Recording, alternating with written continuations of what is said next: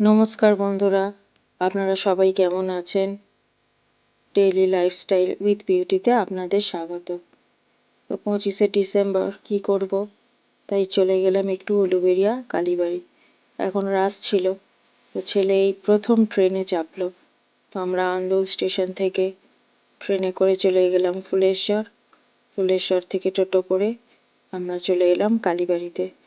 তো প্রথমে কালীবাড়িতে ঢুকে আগে মায়ের মন্দিরটা দর্শন করলাম এবং তার সঙ্গে মাকেও দর্শন করলাম। আপনাদের সঙ্গেও চলুন মায়ের দর্শন করাই। একটু ছোট্ট ক্লিপের মধ্যে মায়ের বিগ্রহের মুখটি নিতে পেরেছি। দেখুন, আপনারাও প্রণাম জানান দূর থেকেই। কে কে গেছেন কালীবাড়িতে অবশ্যই জানাবেন এই রাস উৎসবে। যেমন আন্দুলে রাস হয়, তেমন উলুবেড়িয়াতেও খুব ভালো রাস হয়, খুব বড়, প্রচুর রাস হয়। তো আপনাদের সঙ্গে শেয়ার করছি তারই কিছুটা অংশ। অনেক সং হয়েছিল, তো সেই সংগুলোরই ছোট ছোট কিছু অংশ আপনাদের সঙ্গে শেয়ার করলাম। ছেলেকে নিয়ে গেছি, খুবই মজা পেয়েছে দেখে, বাচ্চাদের আনন্দ। সমস্ত রকম ঠাকুর কোনটা কি জিজ্ঞেস করছিল, সব উত্তর দিতে দিতে একটা দিন ভালোভাবেই কেটে গেল। তো ওকে নিয়ে গিয়ে খুব মজা পেয়েছে, প্রথম বছর ট্রেনে চেপেছে। তো ট্রেনে চাপার জন্য খুবই আনন্দিত হয়েছে এবং জিজ্ঞেস করছিল কোনটা কি, নানান প্রশ্ন জানেনি তো বাচ্চাদের।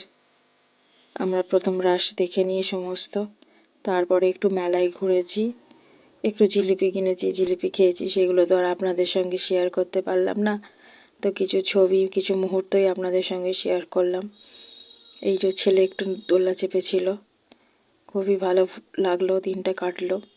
25শে ডিসেম্বর এইভাবেই কাটালাম। মা কালীর দর্শন হলো, সন্ধেবেলা মায়ের আরতি দেখলাম এবং ছোট বাচ্চা ছিল বলে বেশি ভিডিও নিতে পারিনি, ওকে হাত ধরতে হয়েছে। তো তারই মধ্যে যেটুকুনি নিয়েছি। সবাই বলবেন কেমন হয়েছে। মায়ের কাছে প্রার্থনা সবাই ভালো থাকুক, সুস্থ থাকুক। নমস্কার বন্ধুরা।